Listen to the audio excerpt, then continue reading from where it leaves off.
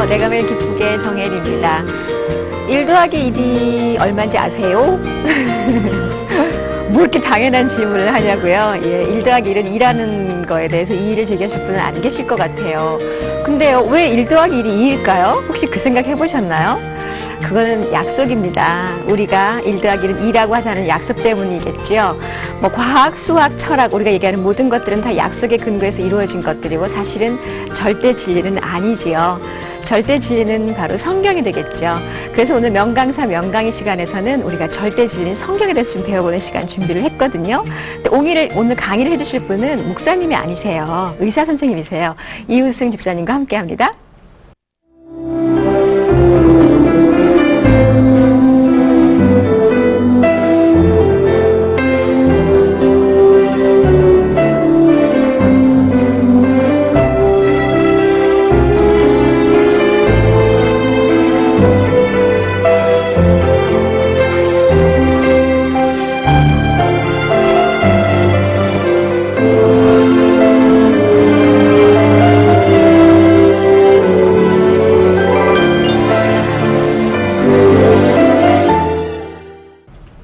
네, 이우승 집사님 어서 오십시오. 네, 반갑습니다. 안녕하세요.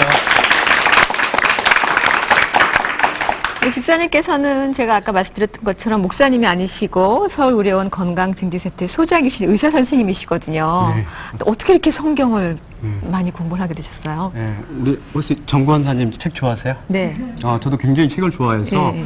초등학교 때부터 책을 열심히 읽었거든요. 그래서 책벌레라는 소리도 듣고 그렇게 열심히 했는데 초등학교 때 일례를 들자면은 삼국지를 5번씩 읽었어요. 그래서 만화 삼국지가 아니고 정식으로 된 책들을 그렇게 읽었고 고등학교 들어가서는 책을 너무 좋아해서 1년 동안은 남들이 학업에 열심히 일 때 저는 모든 걸 포기하고 책만 읽었습니다. 근데도 의사 선생님이 되셨어요. 네, 그렇습니다. 그래서 열심히 공부해서 의사는 됐는데 제가 항상 여러 가지 책을 좋아하고 특히 이제 문학이나 철학 생각하는 그런 종류 책을 많이 좋아했는데 제가 항상 어떤 책 앞에만 오면 고개 숙인 남자가 됐어요.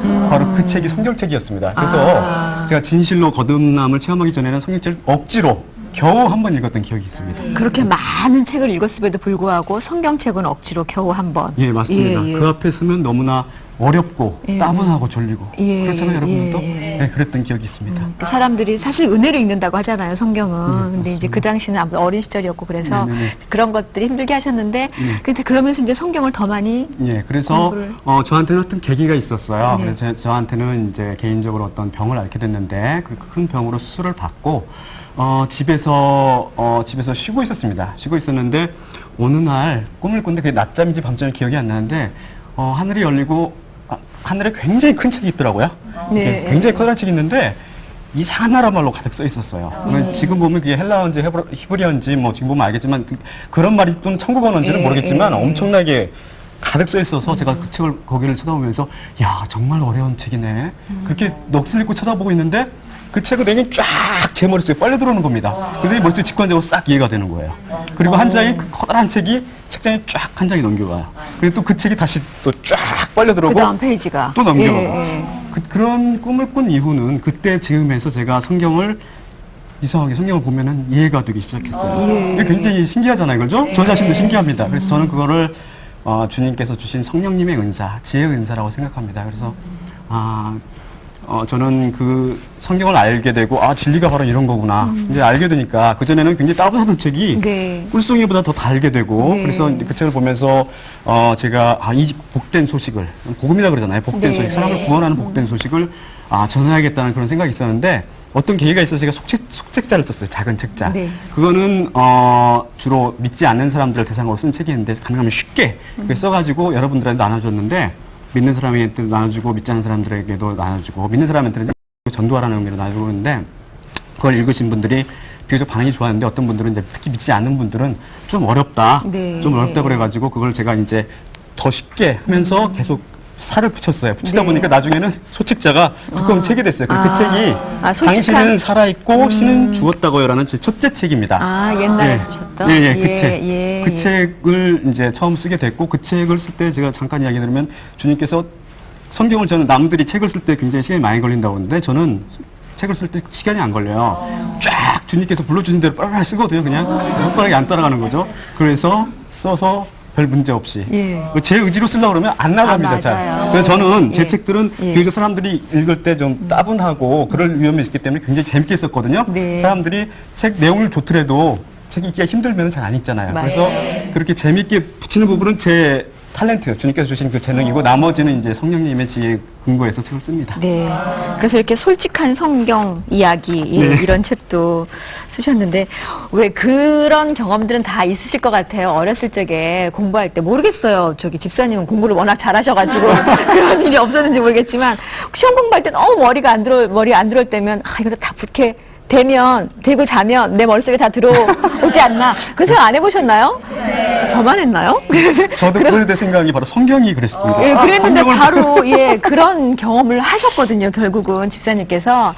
그래서 특별히 오늘 이 시간을 통해서 그때 집사님께서 경험하셨던 그렇게 정말 한꺼번에 다 이해가 되고 꿀속보다 더 그렇게 익혀지는 성경이 됐으면 참 좋겠어요. 이 강의가 많은 분들에게. 네, 저도 그리스도 안에서 최선을 다하겠습니다. 네, 예. 자, 그럼 오늘은 제목은 오류 없는 절대 진리 성경. 네, 이런 타이틀로 강의를 지금부터 듣는 게 좋을 것 같아요. 굉장히 재밌는 강의 시간이 될 것 같습니다. 따뜻하게 힘차게 박수로 맞이할게요. 네. 감사합니다.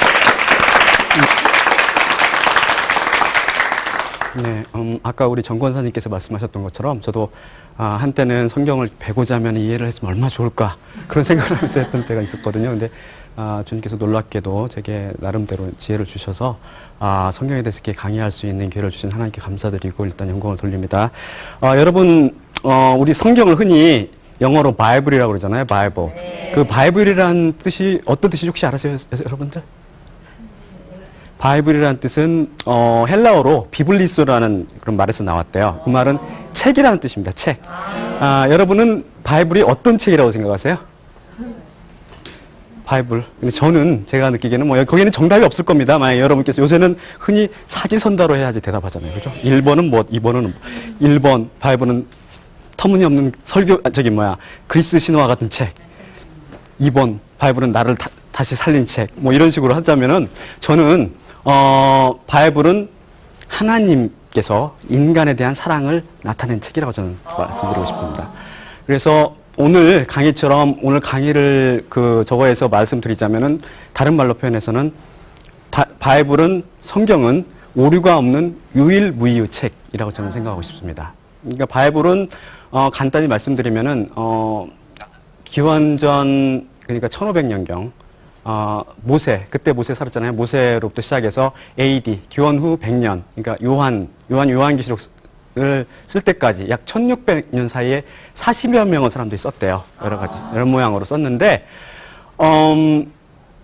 특징적으로 구약은 히브리어로 써 있습니다. 이스라엘 나라 말, 그리고, 신약은 헬라어로 써 있어요. 근데, 너무나 많은, 사람이 여러 가지 모양으로 썼는데, 어떻게 거기에 오류가 없을 수 있겠느냐 이렇게 따지는 사람들이 많이 있죠. 하지만 저는 여러 가지 저의 삶을 통해서뿐만 아니라 여러 가지 그걸 통해서 바이블은 정말 오류가 없는 책임을 확신합니다. 그리고 바이블에 대한 바이블은 처음에 원본이 있어요. 처음에 하나님께 말씀을 받은 사람들이 원본을 쓰고 그 원본을 통해서 후대에 전해 내려오면서 사본을 베꼈어요. 그걸 사본이라고 그러는데 안타깝게도 원본은 다 소실되고 사본만 남아 있습니다. 여러분은 왜 원본이 없어졌다고 생각하세요? 혹시 그 생각해 보신 적 있으세요? 자유롭게 한번 말씀해 보세요. 그거는 정답이 없습니다. 그건 정답이 없는데 제 개인적인 생각은 하나님께서는 원본을 통하건 사본을 통하건 어떤 책을 통해서도 하나님의 뜻을 보존하고 하나님의 뜻을 우리에게 전해준다는 것을. 그래서 우리는 구체적인 증거를 항상 원하잖아요. 하지만 우리 기독교라는 것은 구체적인 증거가 아닌 믿음에 의해서 살아가는 종교지 않습니까? 그래서 우리가 믿음에 의해서 살기 위해서 성경 말씀을 대할 때 이것은 하나님의 말씀 진리라는 것을 믿음으로 그렇게 살고 성경을 읽어가기 위해서 저는 제 생각에는 원본이 모두 소실되게 주님께서 모든 걸 지킬 수 있는 분이지만 원본을 굳이 없게 하신 이유는 바로 그런 이유라고 생각합니다. 근데 성경은 여러분 잘 아시겠죠? 성경은 몇 권으로 책으로 구성되어 있죠? 성경은 신약 구약 합쳐서 66권. 66권이죠? 66권인데, 그걸 챕터로, 장으로 표시하면 1189장입니다. 그렇죠? 1189장. 그 구절 수는 한 몇 구절 해야 될 것 같아요? 31,102구절. 굉장히 크죠? 31,102구절. 이건 흠정력에 따른 거고, 흠정력이 원래, 그, 히브리어는 마수라 원문을 했고, 헬라어는 공인본문이라는 것을 따라서 만들게 31,100이고, 저희 우리나라 개혁성경은 31,101구절, 한 구절 차이 나요. 제가 보니까 뭐 큰 문제 없는 번호 매기에 따라 다른 거고, 31,102구절입니다. 근데 과연 이렇게 많은 구절에 관한 오류가 전혀 없을 것인가? 여러분도 굉장히 궁금하잖아요. 네. 그래서, 오류에 대한 문제는 크게 두 가지입니다. 여러분, 성경이 원본이 있으면 원본에서 그대로 이제 사본을 베껴요. 그대로. 아까 구약은 무슨 말? 히브리어, 신약은 헬라어. 그걸 그대로 베낀데 그 베낀 것을 우리나라 사람들은 모르잖아요. 그렇죠? 그렇기 때문에 번역을 합니다. 번역상에는 필연적으로 제가 이렇게 성경을 연구하다 보면은 번역상의 문제는 있을 수 있어요. 그렇죠? 그런 것은 있을 수 있는데 그건 오류라기보다 번역상의 문제인 거고, 그게 아니라 실제적으로 정말 원본, 제가 지금 오류가 없다고 주장하는 것은 어떤 걸 말하냐면은 그 번역한 우리나라 개혁성경을 이야기하는 게 아니고, 우리나라 개혁성경은 때로 보다 보면은 없음, 이런 것도 있잖아요. 근데 원본은 없음이 없거든요. 하나라도 주님께서 지켰기 때문에 그런 게 있을 수 없습니다. 그래서, 원본과 그 원본을 베껴 쓴 사본에는 전혀 오류가 없다는 거죠. 그러면 과연 어떻게 오류가 없을 수 있는가? 거기에 대해서 많은 사람들이 의문을 제기하는데 그게 가장 중요한 저것 중에 하나가 첫째는 어떤 문제냐면 필사의 문제. 필사라는 것은 베껴 쓰는 걸 필사라고 그러거든요. 여러분 아시죠? 필사 베껴 쓰는 거. 그러니까 원본을 베껴 쓸 때 인간이기 때문에 실수를 할 수 있다는 거예요. 충분히 가능하죠. 그렇죠? 그렇습니다. 그 문제. 그 다음에 두 번째는 인간이기 때문에 인간이 갖는 한계성. 인간의 기억력. 예를 들어 예수님 제자들 예수님과 살다가 나중에 시간 지나면서 그 사건을 다 잊어먹을 수 있는 그런 기억력 문제. 그리고 인간이 가진 한계성 때문에 인간은 여러 가지 정치, 경제, 사회, 문화, 뭐 교육 여러 가지 영향을 받지 않습니까? 인간의 생각이 들어갈 수밖에 없다는 거예요. 그렇게 주장합니다. 우리가 있는 문제. 그래서 제가 그 두 가지 문제. 첫째는 필사의 문제가 왜 거기에 오류가 나타나지 않을 수 있는가 하고, 두 번째는 인간 자체 한계성의 문제를 어떻게 극복하는지를 제가, 강의해 드리겠습니다. 첫째가 아까 말씀드린 것 같이 필사 문제인데, 이스라엘 사람들은 하나님을 굉장히 두려워했어요. 너무나 경외했고, 하나님이란. 심지어는 하나님이란 말은 저희들이 지금 생각에 야외라고 생각하거든요. 그 발음을 야외. 근데 이 사람들은 하나님의 말을 함부로 하나님 이름을 부지 말라 그랬잖아요. 망령되 일컫지 말라 그랬잖아요. 10개 명 중에 하나. 그래서 이 사람들은 하나님이라는 이름이 나오면은 그거를 안 불렀어요. 그걸 아도나이라는 주라는 말로 바꿔서 불렀어요.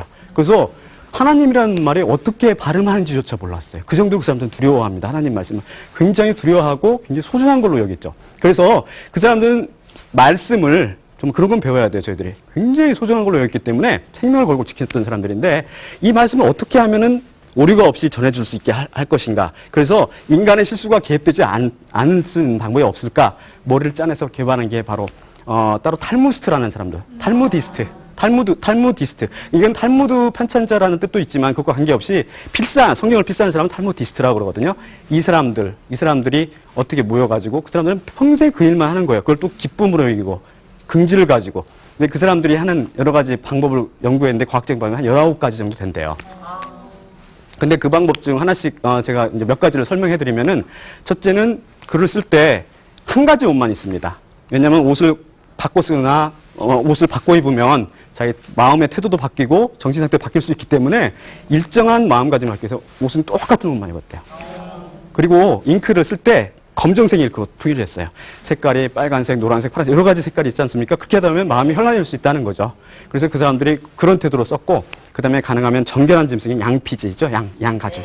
그거 거기서 썼어요. 거기다 썼고, 쓸 때는 한 글자 한 글자 아주 정성스럽게 썼는데, 글자와 글자 사이에는 가능하면은 아주 머리카락이 한두 개 정도 들어갈 정도로.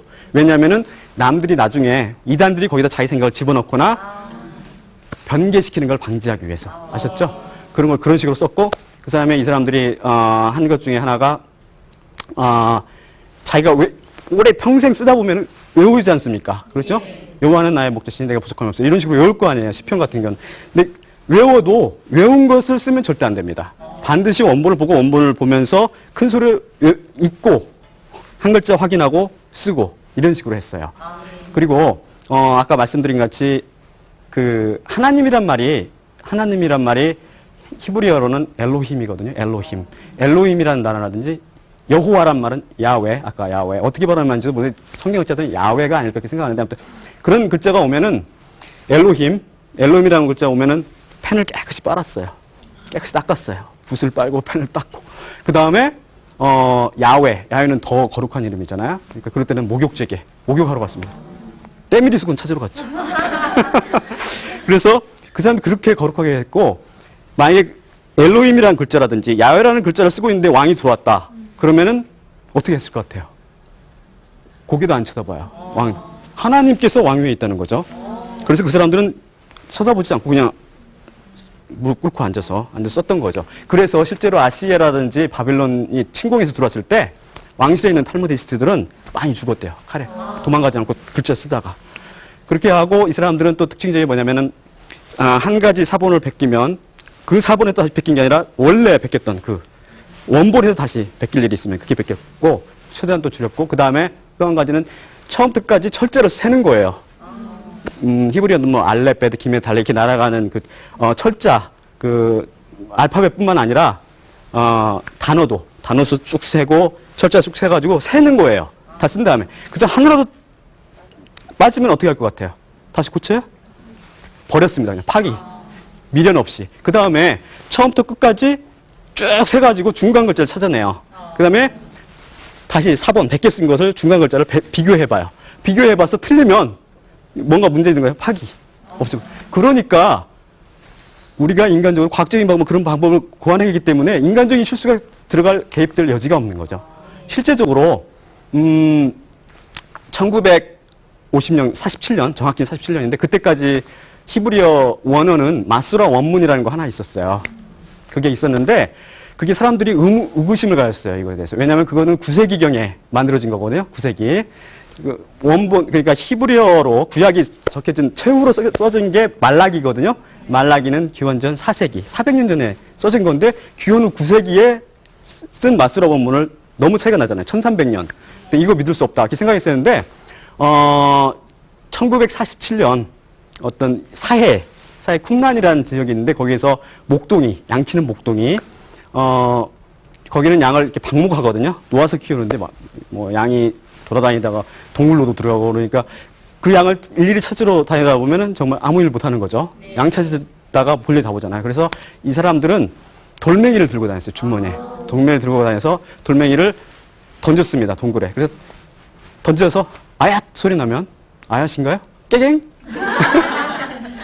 음메 소리 나면은 저기 있구나. 그렇게 생각해서 던졌는데 하루는 이 친구가 목동이 던지니까 깨갱이 음메도 아니고 깨도 아얏도 아니고 쨍그랑 소리가 나는 거예요. 그래서 야 이거 보물이구나.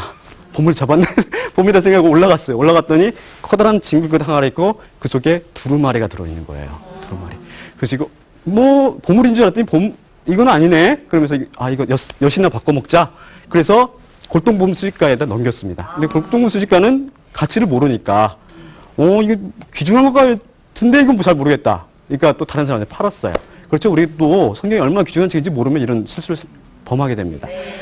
그래서 이게 이제 근데 어떤 이스라엘 학자가 성경 연구가 끊임없이 노력을 해서 그것을 미국까지 걸러왔는데 그걸 다시 찾아가지고 지금 이스라엘에 소장되어 있습니다. 그런데 그거를 사해사본이라고 그러는데 그 사해사본을 아까 말씀드린 마수라 사본과 비교했어요. 그 사해사본은 언제냐면 BC 125년에서 150년 사이. 그러니까 거의 원본을 쓴 BC 400년하고 더 가깝잖아요.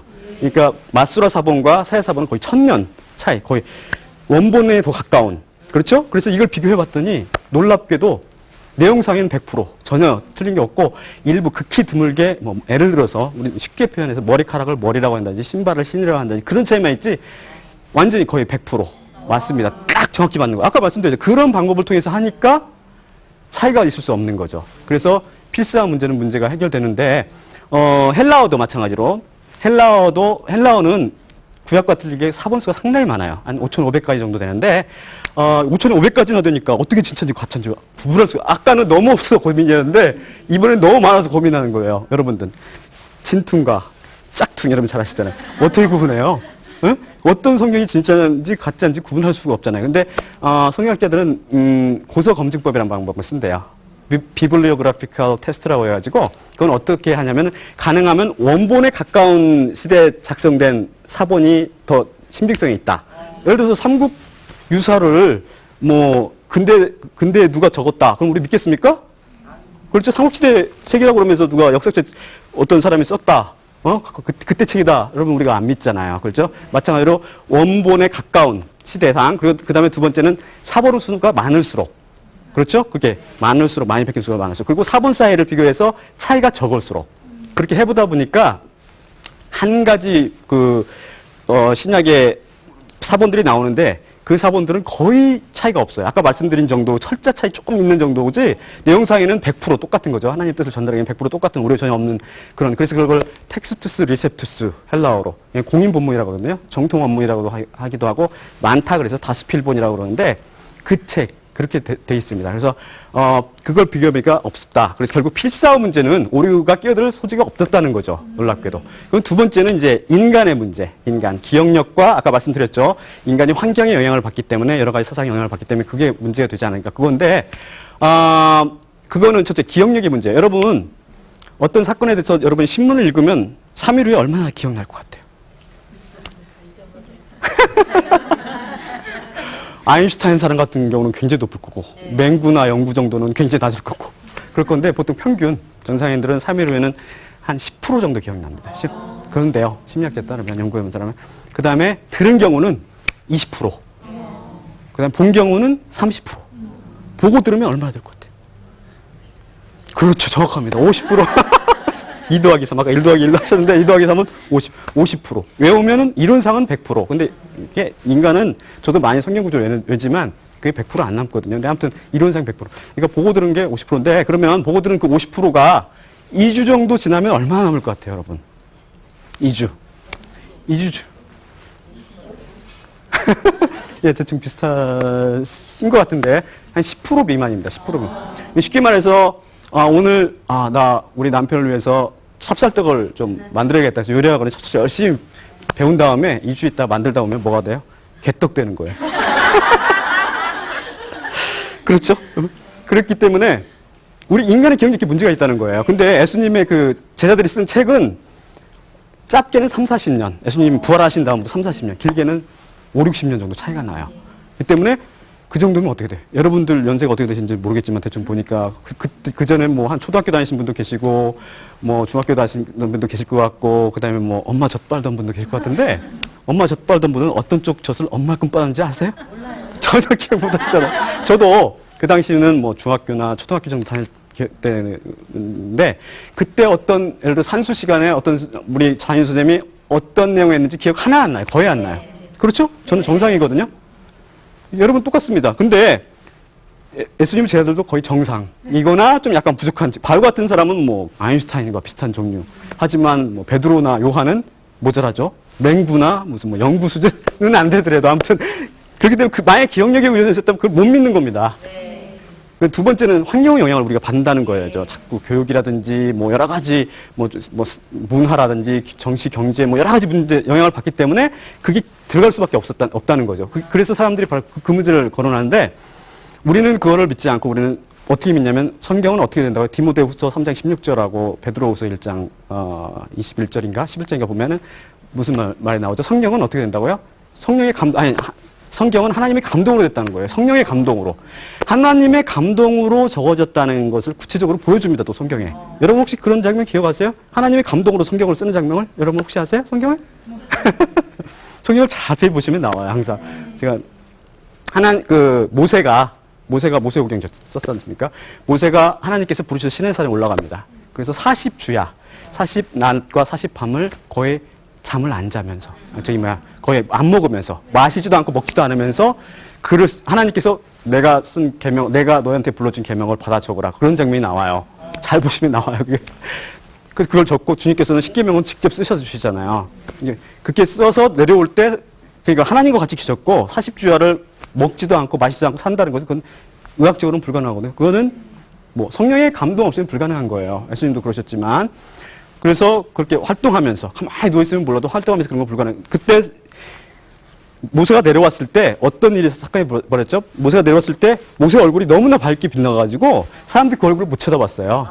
그래서 수건으로 덮었어요. 수건으로. 성령의 그 임재죠. 그 하나님은 빛이시니까.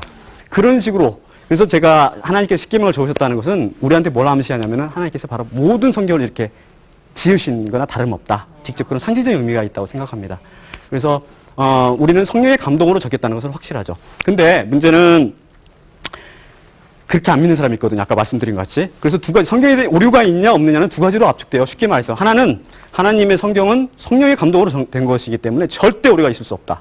저를 비롯한 믿음의 식구들은 그렇게 생각할 거고, 또 믿는 사람도 뭐 그것을 안 믿었다고 믿음이 없다는 말은 절대 못 합니다. 그거는 제 생각에 들을 수 있는 거고, 우리는 은혜로 구원받는 거고, 십자가로 구원받는 거잖아요. 그렇죠? 근데 이제 안 믿는 사람이라든지 그런 사람들은 특히 어떻게 생각해요? 성경은 성령 감동을 받고 안 받고 난 그건 상관 않겠는데, 그거는 아까 말했다시피 필사 문제도 끼어들 수도 있고, 기억력에 의존했을 수밖에 없고, 또한 뭐가 있어요? 자기의 여러 가지 영향을 받을 수 있기 때문에 오류가 끼어들 수밖에 없다는 거예요. 바로 그렇게 생각하는 겁니다. 그래서 결국 두 가지. 하나는 쉽게 말해서 오류가 있다. 하나는 없다. 둘 중에 하나입니다. 그렇죠? 근데 이거는 논리의 문제가 아니에요. 논리 문제가 아니라 이건 뭐야? 믿음의 문제입니다. 믿음의 문제. 우리는 그걸 확신한다. 우리는 믿음으로 그걸 확신하는 겁니다.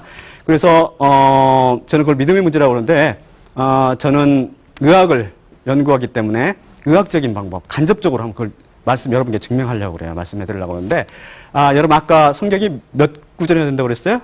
31,102구절 정도 되는데, 저는 그렇게 오류에 대해서 의문시하는 사람에게 무슨 말을 하냐면, 그러면 의학을 한번 공부해 보십시오. 이렇게 농담을 합니다. 의학을 공부해 보십시오. 여러분, 의학을 공부하면 인체가 굉장히 신비하거든요. 정말 놀랍거든요. 상식적으로. 여러분, 우리의 몸의 세포가 몇 개나 된 것 같아요? 우리는 세포로 구성되어 있거든요. 얼마 될 것 같아요? 한번, just guess 한번 해보세요. 추측. 1,100만 개? 100조 정도. 10조에서 100조.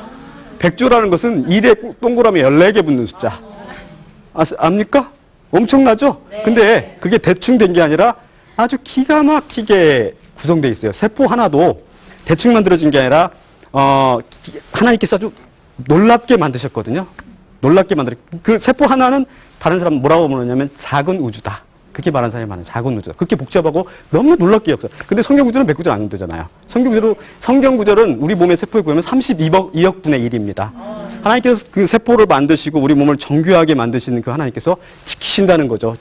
그렇게 세포를 만드시고 우리 성경을 철저히 지키신다는 거죠. 오케이? 그리고 여러분 그다음에 저는 심장의사거든요. 심장의사인데 심장이 보통 1분에 몇 번이나 뛰는지 아세요, 여러분? 60내지 70회 뛰어요. 하루에는 얼마 뛸 것 같아요? 하루에 한 10만 회 뛰어요. 10만에서 12만 회 정도. 60. 평생 얼마 뛸 것 같아요? 30억 번.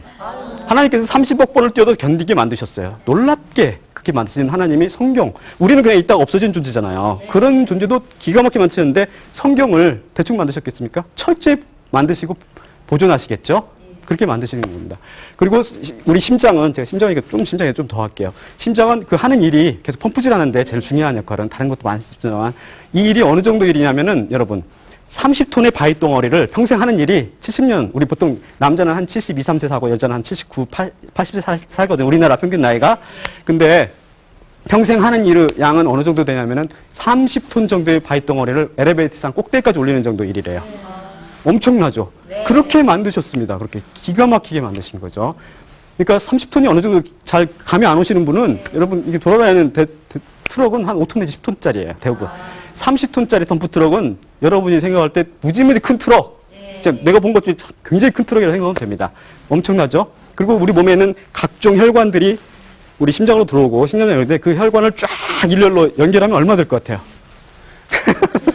수치가 좀 많이 나오네요. 수치 약하시죠? 저도 마찬가지입니다. 근데 96,000. 그러니까 쉽게 말해서 지구가 한 바퀴가 4만이잖아요. 4만. 두 바퀴 반 도는.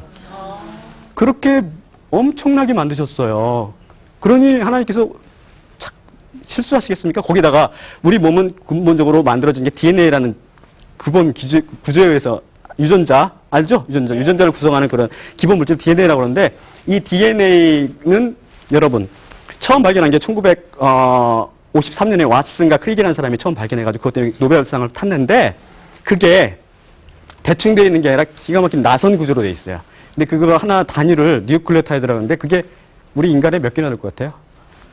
120억 개 정도로 추정합니다.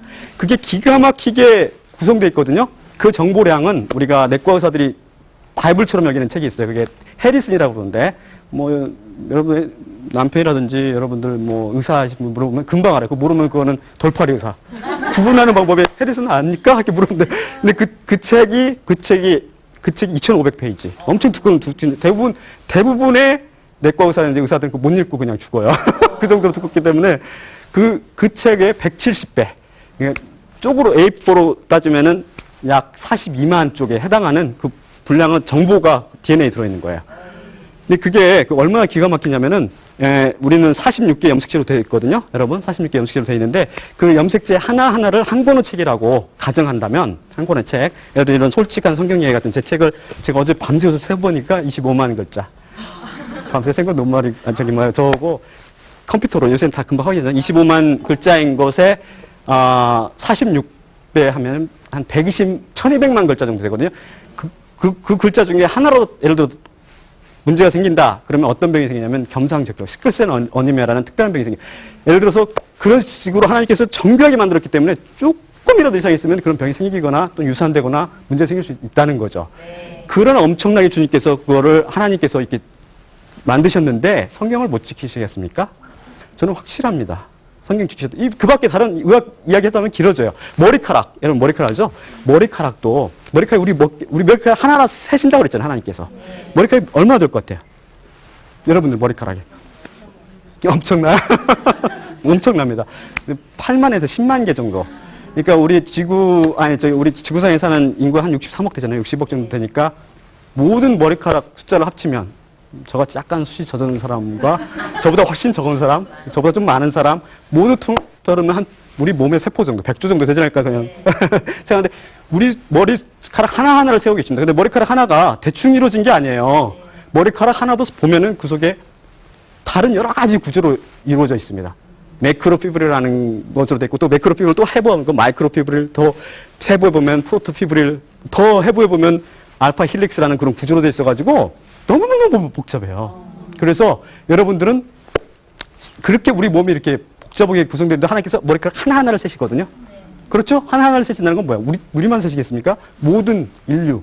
그럼 진짜 엄청나요. 하나님의 지혜는 우리 상상을 초월하는 겁니다.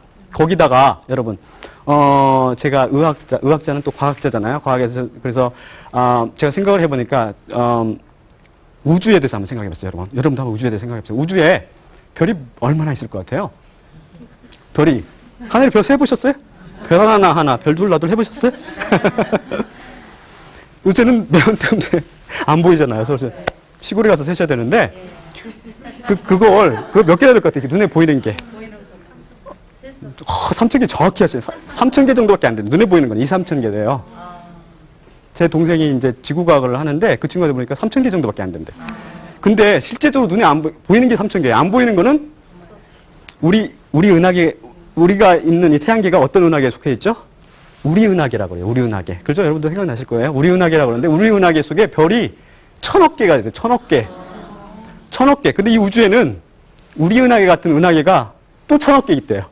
그러니까 실제로 별을 세다 보면은 정말 그거는 이제 천문학자들의 생각이고 추정이고 실제 얼마 되는지 하나님만이 아시죠. 그렇죠? 얼마나 많은 별이 있는지는. 그러니까 우리가 눈에 보이는 거 3,000개구나.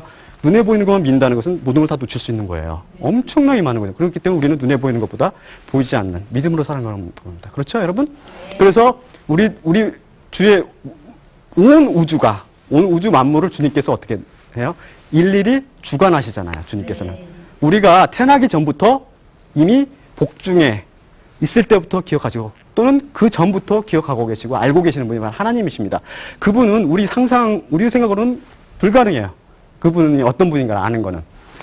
그렇죠? 그렇기 때문에 제가 생각할 때는 그런 의학적인, 과학적인 걸 생각하면 그거를 창조하시고 그거를 주관하시고 그거를 이끌어 가시는 하나님께서 겨우 32,000밖에 안 되는, 그것도 우리는 진짜 우주도 없어질 거라고 그랬어요. 그렇죠? 우주도 의복같이 낡아서 없어지려니와 무엇은 영원하다? 하나님의 말씀은. 하나님의 말씀은 영원한 그 하나님 말씀입니다. 그 말씀을 주님께서 대충 놔뒀겠어요? 지키십니다. 구체적으로 지키시는 거죠. 그래서 성경에 오류가 없다는 것은 또 성경적으로 나와요. 첫째는 하나님께서 어떤 하나님? 전지전능한 하나님. 그렇죠? 전지전능.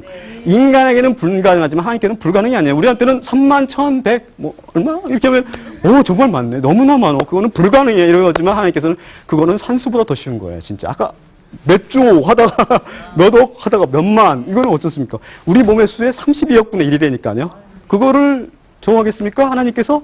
그렇죠? 두 번째는 하나님께서는 어떤 하나님? 온 우주를 주관하시는 하나님 아셨죠? 오늘 주관하신 하나님께서 성경 글자 한 글자를 주관하신다는 겁니다. 주님께서. 아까 말씀드린 같이 우리 우주도 우리 몸도 없어져요. 저는 알아요. 그거를. 여러분도 아십니다. 왜? 성경에 이렇게 나와 있으니까. 믿음의 눈으로 보는 거죠. 그렇죠? 다른 사람들은 그렇잖아요. 예수 그리스도를 믿으십시오. 그렇지 않으면 지옥 갑니다. 예수 그리스도를 믿으면 구원받고 기쁨 받고 결국 천국 갑니다. 그러면 어떻게 해요? 뭐라고 그래요? 죽어봤어 당신? 이렇게 말해요. 죽어보면 어떻게 돼요? 그때는 늦어요. 안타깝죠? 우리는 믿음의 눈으로 보는 겁니다. 그렇기 때문에. 그렇죠? 세 번째는 왜 그러냐면 성경에는 시편에도 그렇고, 어떤 에레미야에도 그렇고, 하나님께서 주님의 말씀을 지금부터 영원토록 지키신다고 그랬어요. 주님의 말씀은, 흙 도가니에 7번 재련하는 은과 같다고 그랬어요. 그래서 그것을 주님께서 지금부터 영원토록 지키실 거라고 그랬습니다. 주님께서 지키세요. 지키시는 구체적인 게 또 성경에 또 나오거든요. 네. 아세요, 여러분? 네. 오, 아세요? 에레미야서에 보면은 하나님께서 아까 말씀드린 성령의 감동으로 쓴 게 아까 모세 말고도 많이 나오거든요. 네. 그 대표적인 사람이 에레미야도 있고 에스겔도 있고 많은 그 선지자들 하나님의 말씀이 임하여 가라사대 이런 식으로 나오잖아요. 근데 에레미야에게 임해서 뭐냐면 유다의 멸망을 적으라고 그랬어요. 예언하라고. 하나님께서는 왜 일이 일어나기도 전에도 바빌론에 멸망할 것을 아셨어요. 여러분, 요한계시록 믿으시죠? 세상에 끝이 있어요. 근데 많은 사람은 그걸 믿지 않는 거죠. 안타깝게도. 그래서 끝이 있을 거라는 것을 말씀하시고 어떻게 했어요? 그거를 적으라고 그랬어요. 적었는데 에레미야가 주님께서 하신 걸 바룩이라는 사람을 시켜서 적게 합니다. 구전으로. 그런 식으로 성경이 탄생하는 거예요. 그래서 그게 어찌어찌 하다가 여호야김이라는 그 왕, 이스라엘 왕한테 나오는데 그 왕이 쭉 보더니 이건 말도 안 돼. 짝뚝짝뚝 가위로 해가지고 하룻불에 던져서 태워버렸어요. 하나님 말씀 두려워하지 않고. 그럼 어떻게 됐을 것 같아요? 그 후로 그 말씀 없어졌습니까? 아닙니다. 하나님께서 그 후로 다시 에레미야에게 나타나셨어요. 그래서 처음에 했던 그 책을 다시 쓰고 주님께서 지키시는 거죠. 다시 쓰고 그 다음에 뭐라고 그러셨어요? 더해서 여호야김 그 왕에 대한 신걸 좀 더해서 써라. 주님께서는 일거수일투족 하나님의 말씀을 지키시고 보세요. 그 또한 영원토록 지금부터 영원토록 지키시는 거죠. 그렇죠? 그렇기 때문에 다시 아까 여호야김이 그렇게 싹둑싹둑 했던 성경이 그대로 보존될 수 있었던 겁니다. 그러니까 우리 인류 역사상을 통해서 이건 상징적인 의미가 있잖아요. 인류 역사를 통해서 그 수많은 사람들이 끊임없이 성경을 훼손하고 자기 마음대로 삭제하고 아까 말씀드렸지만 성경에 만약 오류가 있다면 저희들이 성경을 믿을 수 없잖아요. 성경을 쭉 읽다가 인간적으로 이거는 좀 이해가 안 돼. 이건 오류 부분이야.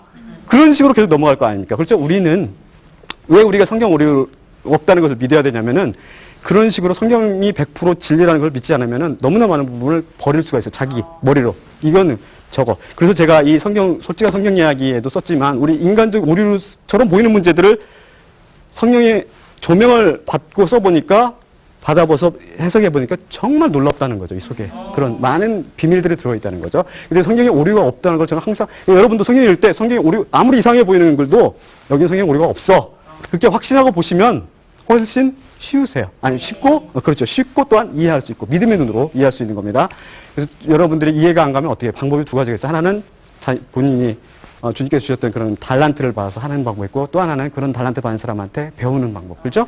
그런 걸 통해서 하는 겁니다. 그래서 성경 아까 말씀드린 것 같이 일체 아까 과학적인 방법 여러 가지 필수한 문제 아까 필수한 문제 해결됐잖아요. 그 번째 인간적인 문제 기억력 문제라든지 여러 인간의 상황 그런 문제에 주님께서는 관여 없이 성령의 감동을 통해서 정리에 어떤 것인가 여러분들에게 말씀드렸고 주님께서는 쓰기만 하시는 게 아니라 그 말씀을 영원토록 지키신다는 거죠.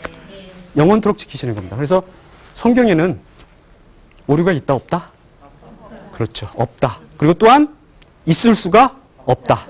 아셨죠? 그렇기 때문에 여러분도 한번 그런 눈으로 성경을 보세요. 그러면은 정말 놀랍고 만약 그걸 못 믿는 사람은 의학 공부하세요. 그렇게 맞습니까? 네. 예, 감사합니다.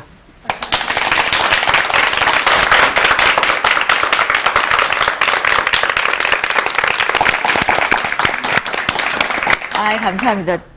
굉장히 감동받으신 것 같아요. 박소리가 무지하게 처음 시작할 때보다 커지셨는데 사실 정말 그래요. 믿음으로 믿는 거지. 그 이상하게 따지려고 하는 분들 많이 계시죠? 맞습니다. 그 집사님은 안 따지셨어요. 그래도 다행히.